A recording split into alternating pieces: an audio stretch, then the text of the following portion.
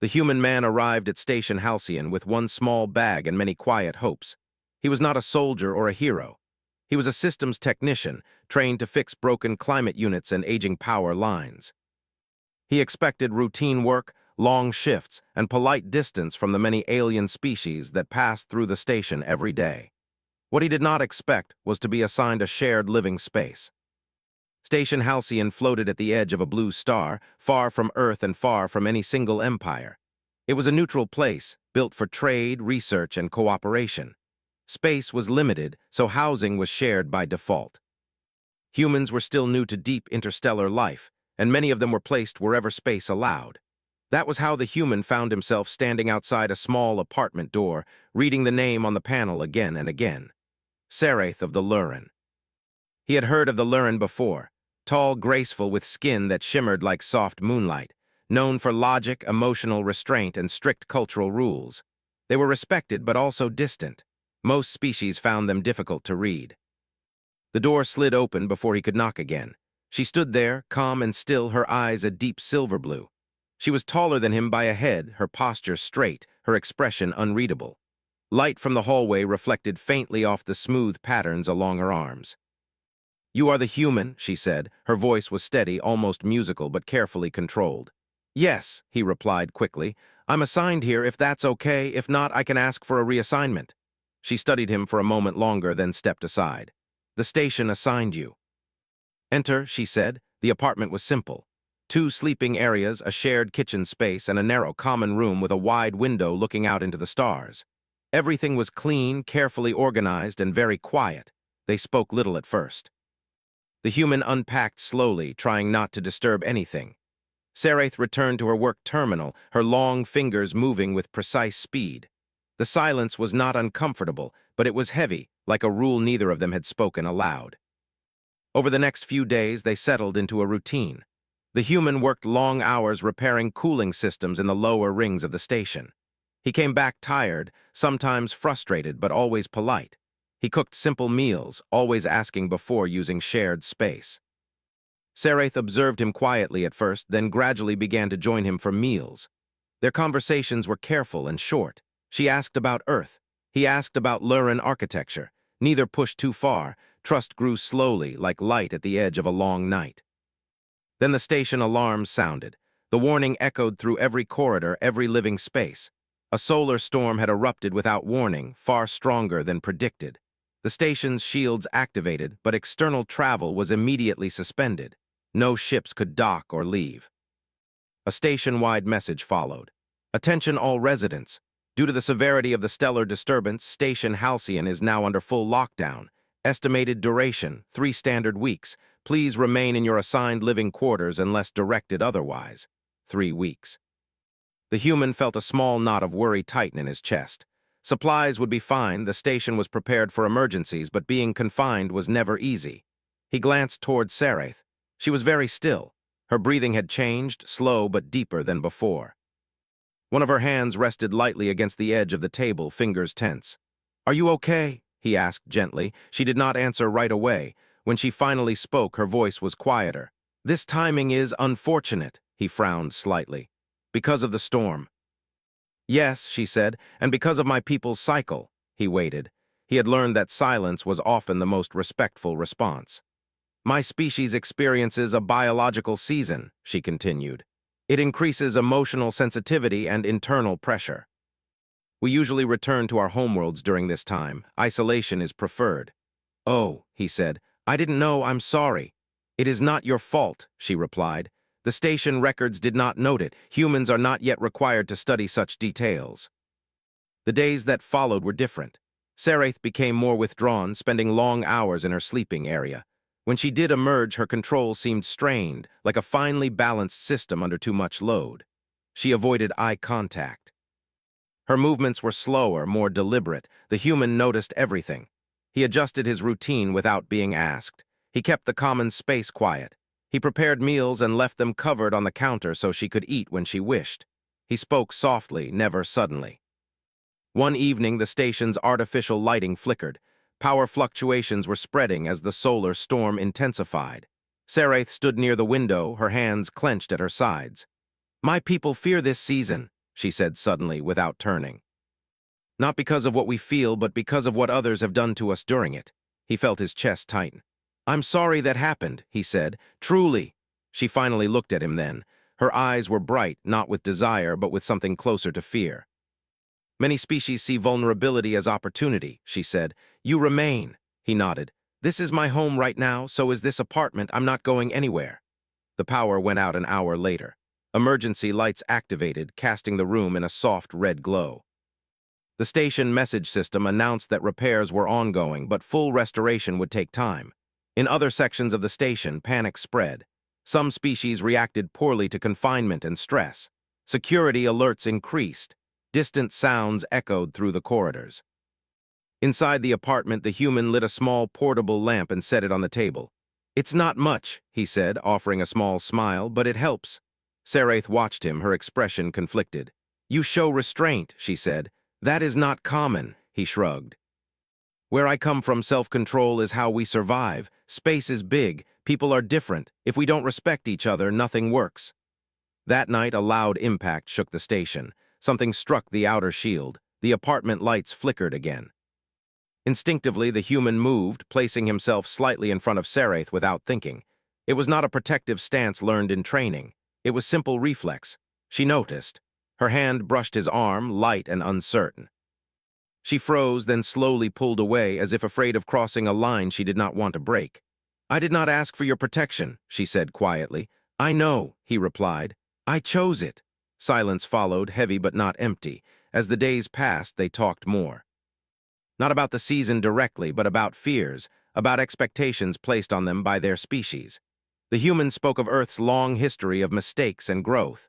Saraith spoke of a culture built on control, where emotion was seen as weakness. You do not fear my condition, she said one evening. I respect it, he answered. That's different. Something shifted then, not instinct, not biology, something slower and stronger. Outside, the storm continued to rage. Inside, two very different beings shared space, choice, and quiet trust. And neither of them yet understood how much that choice would change everything. The lockdown continued, and time inside the apartment began to feel strange. Days blended together, marked only by station announcements and the slow change of light through the wide window. Outside, the blue star still burned angrily, its storms brushing against the station's shields like invisible waves. Inside, the space felt smaller, but also quieter, as if the universe itself had leaned closer to listen. Saraith's condition did not suddenly worsen, but it did deepen. Her movements became slower, more careful. Her emotions, once locked behind perfect control, now surfaced in small, fragile ways. Sometimes she would pause in the middle of a task, her fingers trembling slightly, as if holding herself together required constant effort. The human noticed, but he did not stare. He had learned that attention could feel like pressure. Instead, he stayed present in small ways. He kept the temperature steady at a level comfortable for her species. He adjusted lighting to be softer. When station alerts sounded, he calmly explained what they meant so she would not imagine worse outcomes. One evening, distant shouting echoed through the corridor outside their apartment. A security alert followed, warning residents to remain inside. Another species had reacted badly to confinement. There had been damage, injuries, and panic. Saraith flinched at the sound. They are losing control, she said quietly. This is why my people isolate. The human nodded. Stress changes people, but it doesn't define them. She looked at him with a mix of curiosity and disbelief. You speak as if choice is stronger than biology. He thought for a moment before answering. Maybe not stronger, but important enough to fight for. That night, Saraith did not retreat fully into her sleeping area. She sat on the edge of the common room, her posture tense, as if ready to withdraw at any moment. The human remained across the room, repairing a small station-issued tool that had stopped working. Minutes passed in silence. Human, she said softly. He looked up. Yes. If my behavior becomes difficult, she said carefully, choosing each word, you are permitted to leave the room. He shook his head gently. I'll stay unless you ask me to go. She absorbed that answer slowly, as if testing its weight. As the days went on, they began to share more of themselves. Not dramatic confessions, but honest fragments. The human spoke about growing up on a crowded Earth, where privacy was rare and compromise was necessary. He spoke of learning patience, not because it was easy, but because it prevented harm. Saraith spoke of her homeworld cities of glass and light, where every action was measured, every emotion controlled. She admitted that many of her people feared humans not because they were violent, but because they felt deeply and openly. "You are unpredictable," she said. He smiled slightly. "So are solar storms." She made a small sound that might have been a laugh. It was brief and surprised, as if it had escaped without permission. She quickly regained control, but the moment lingered between them. The station's power situation worsened on the 10th day. Emergency lights remained on longer than usual. Temperature controls faltered. In some sections, artificial gravity fluctuated. Maintenance teams worked constantly, including the human, who was now required to stay close to his living area in case of sudden evacuation. During one repair shift inside their own apartment corridor, a violent tremor shook the station. The floor tilted briefly. Objects fell. The human lost his balance and hit the wall hard. Saraith reacted instantly. She was at his side before he could speak, her hands hovering uncertainly near his shoulders, afraid to touch but unable to move away. "Are you injured?" she asked, her voice tight. "I'm okay," he said, wincing slightly. "Just surprised." She studied him closely, her eyes sharp and bright. Her breathing was uneven. "You place yourself in danger too easily," she said. He met her gaze. "Someone has to fix things." That answer unsettled her. On her world, danger was avoided at all costs. Sacrifice was calculated, rarely personal. Yet here was a human who accepted risk without drama, without expectation of reward. Later that night, the station suffered its worst incident yet. A section of the outer ring lost power completely. Emergency bulkheads sealed. Communication lagged. Rumors spread through fragmented messages. Fear moved faster than facts. In the apartment, the lights dimmed to their lowest level. The room felt cold. Saraith's control finally began to crack. She paced slowly, her hands pressed together, her expression strained. Her voice, when she spoke, was no longer perfectly steady. "I am overwhelmed," she admitted. "This season amplifies everything: fear, awareness, attachment." The last word hung in the air between them. The human set aside what he was doing and stood, but he did not approach. He kept a respectful distance, his hands visible, his posture calm. "Tell me what you need," he said. She hesitated. "I do not know. My instincts demand closeness, yet my mind warns me away." "This contradiction is painful," he nodded slowly. "Then we follow your mind, we go at your pace." Her shoulders loosened slightly at that. In the corridor outside, something crashed. A loud impact, followed by alarms. The station shuddered again. Without thinking, the human moved to the door, checking the seal, making sure it was locked and reinforced. He positioned himself between the door and the rest of the room. Saraith watched him, her eyes wide. "You assume threat," she said. "I prepare for it," he replied. "That way we don't panic if it comes." She stepped closer slowly until they stood a short distance apart. She could feel the warmth of him, steady and real. Her instincts surged, urging her to close the distance completely. She stopped herself. "This is difficult," she admitted. "I know," he said quietly, "and you're doing great." No one had ever said that to her during this season. The alarms eventually faded. The danger passed for now, but something inside Saraith had shifted. She sat down heavily, her strength finally giving way. The human hesitated only a second before kneeling nearby, not touching her, but close enough that she would not feel alone. For a long time, neither spoke. When she finally did, her voice was soft and vulnerable. "My people believe humans are ruled by desire," she said, "yet you show restraint even when it costs you comfort." He looked at her, his expression serious. "Restraint doesn't mean lack of feeling. It means choosing not to let feeling hurt someone." She considered that deeply. As the night passed, she leaned slightly toward him, not enough to cross a boundary, but enough to show trust. He remained still, letting her decide. That choice meant everything to her. By the time the station lights brightened again, Saraith understood something new and unsettling. Her feelings were no longer only biological. They were shaped by safety, by respect, by choice. And that realization frightened her more than the mating season ever had. Because it meant that when the season ended, what she felt might remain. And she was no longer sure she wanted it to fade. The storm finally began to weaken. At first, no one noticed. Station Halcyon had been under strain for so long that constant danger felt normal. But slowly, the alarms became less frequent. The lights stayed on longer. The artificial gravity stopped flickering. The blue star outside the window still burned bright, but its violent movements had calmed. A station-wide message arrived one quiet morning.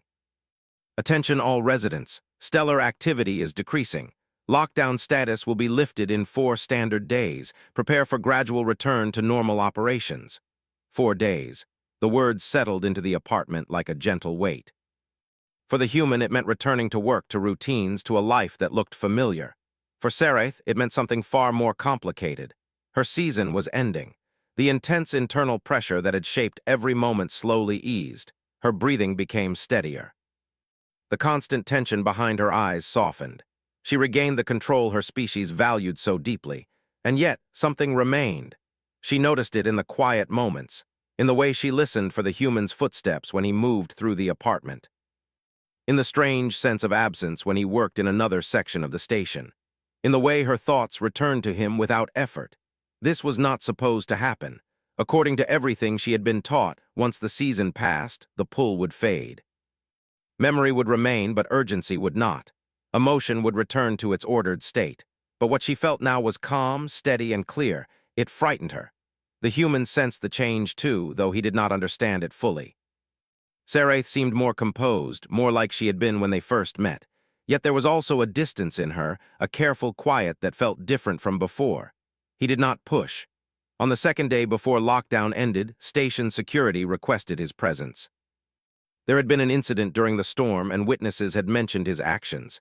He returned hours later, tired but thoughtful. "They asked me questions," he said as he set his tools down. "About how we handled the lockdown, about you." Sereth looked up from where she sat near the window.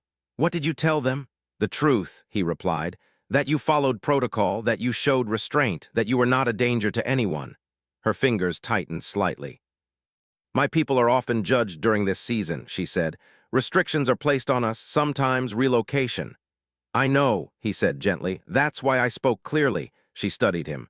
"You gain nothing by doing so," he smiled faintly. "I gain peace of mind."